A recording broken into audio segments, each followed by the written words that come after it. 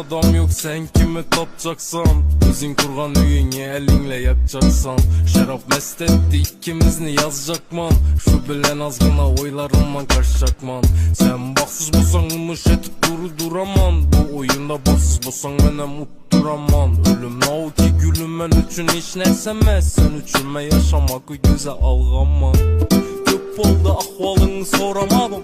Beni esregen kızımla başka horlamasın. Ben uzaklaştım senle başka kıynalmasın dep. Bu sana yazgan ahırgı mektubu. Sen düşün beni, kim düşünmesem sen. Düşün beni, kim düşünmesem sen. Düşün beni, kim düşünmesem sen. Düşün beni. Elimde resimlerim, ben iki sende yok. Nasıl yerde mi, bileme işin yok. Ondan aldıysam mı, sevgenim yok da. Bilemem ben sizem, ölgenin yok sen. Hazı kulum hamme vecim şükür yolumda. Hazı sen yanımda yoksan lekin gülle kolumda. Onu bilmesem ben tutmadım bir doyup kolundan. Ağır gün gelse asta asta gitti yolundan.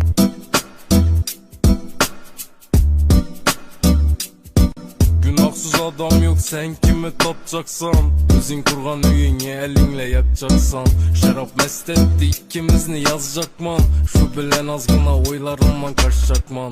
Sen baksız bolsan ımış etip duraman. Bu oyunda baksız bolsan menem utturaman. Ölüm nau ki gülüm men üçün hiç nersemez. Sen üçünme yaşamak güzel algaman. Köp oldu ahvalını soramadım. Beni esregen kızımla başka horlamasın.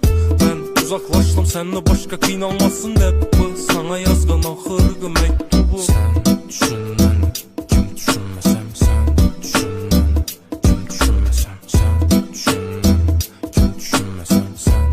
Düşün beni. Elimde resimlerim, ben iki sende yok. Nasıl yerde mi, bileme işin yok. Ondan aldıysam mı, sevgenim yok de. Bilemem ben sizem, ölgenin yok sen. Hazı kulum hamme vecim şükür yolumda. Hazı sen yanımda yoksan lekin gülle kolumda. Onu bilmesem ben tutmadım bir doyup kolundan. Ağır gün gelse asta asta gitti yolundan.